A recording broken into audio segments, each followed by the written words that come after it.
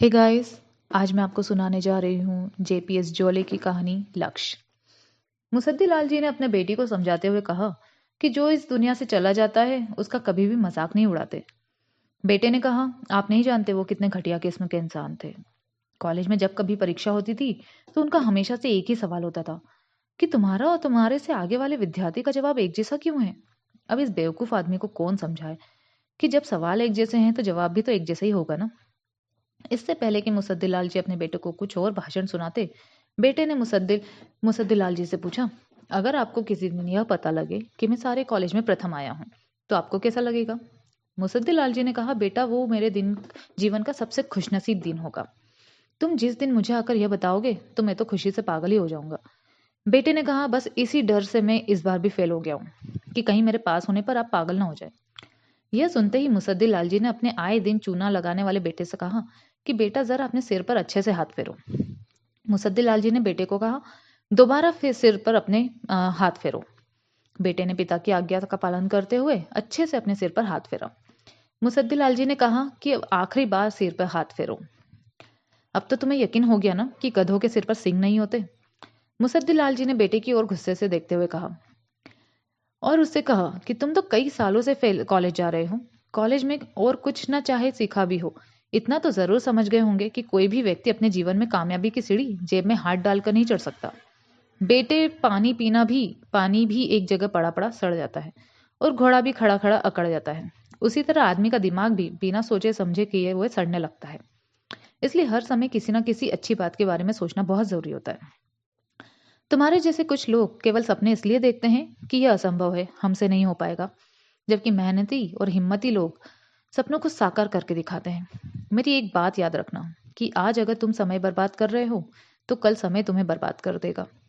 अपने पिता के घावों पर नमक छिड़कते हुए मुसद्दीलाल जी के बेटे ने उनसे कहा, मैंने एक ज्योतिषी से पूछा था कि मैं हर साल मेहनत करने के बावजूद भी पास क्यों नहीं हो पाता। जानते हो ज्योतिषी ने क्या कहा? तुम पास कैसे होगे? तुम्हारी कुंडली में तो पैतृक संपत्ति का पूरा भरपूर सूख लिखा हुआ है। मुसद्दीलाल जी ने बेटे से कहा कि यह सच है कि तुम्हारी किस्मत का लिखा हुआ तुमसे कोई नहीं छीन सकता। परंतु जब इंसान मेहनत करके अपने लक्ष्य को प्राप्त कर लेता है तो उसे वो सब कुछ भी मिल जाता है जो उसके भाग्य में नहीं होता।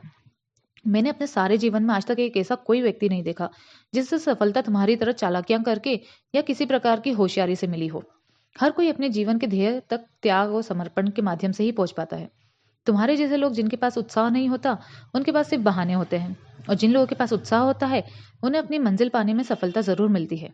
एक बार तुम्हारे जैसे किसी नादान बच्चे ने पतंग उड़ाते हुए अपने पिता से पूछा कि यह पतंग आसमान में ऊपर कैसे टिकी रहती है। उसके पिता ने समझाया, डोरी की वजह से। बेटे ने कहा, तो डोर तो पतंग को ऊपर की ओर ले जाती है। पिता ने अगले पल डोर तोड़ दी और पतंग नीचे आ गिरी। पतंग के नीचे गिरते ही उस पिता ने अपने बेटे को समझाया कि कई बार हम कुछ बातों को असल में जैसा समझते हैं वो वैसी होती नहीं। हमारा जीवन बिल्कुल इसी प्रकार है।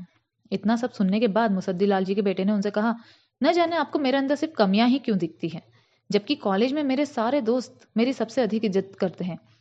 मुसद्दीलाल जी ने एक बार फिर गुस्से को उतार कर अपने बेटे को समझाया, बेटे, हर समय तुम्हारे साथ गुलछल्ले उड़ाने वाले लोग तुम्हारी तारीफ नहीं चापलूसी करते हैं। तुम्हें तो जब देखो कभी एक दोस्त को कभी दूसरे दोस्त को मिलने के लिए घड़ी देखते रहते हो, जबकि घड़ी तो सिर्फ उस समय देखना चाहिए जब आपके पास कोई काम ना हो। जिन लोगों का ध्यान काम में होता है वो कभी घड़ी नहीं देखते। बेटे, किसी भी ध्येय को पाने के लिए शक्ति चाहिए, वो हमारे अंदर ही होती है। उसी की मदद से हम लक्ष्य को पा सकते हैं। इसलिए अभी भी कुछ नहीं बिगड़ा है।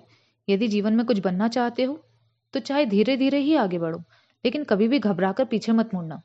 मेरी इस बात को भी पल्ले बांध लो कि कठिन समय हमेशा नहीं रहता, जबकि मेहनत करने वाला सदा कामयाब होता है। गिर गिर कर उठने की शक्ति ही सफलता का रास्ता बनाती है। असफल वह नहीं जिसके पास सफल होने के लिए कोई साधन नहीं है। असफल तो वह है जिसके पास कोई उद्देश्य नहीं होता। मुसद्दी लाल जी की ज्ञान ध्यान की बातें सुनकर जॉली अंकल भी इस बात से सहमत है कि जिस प्रकार रात कितनी भी काली क्यों ना हो, दीपक उससे कभी नहीं डरता। इसी से यह साबित होता है कि जिसके पास ज्ञान और आत्मविश्वास होता है उसे अपने लक्ष्य को पाने से कोई नहीं रोक सकता।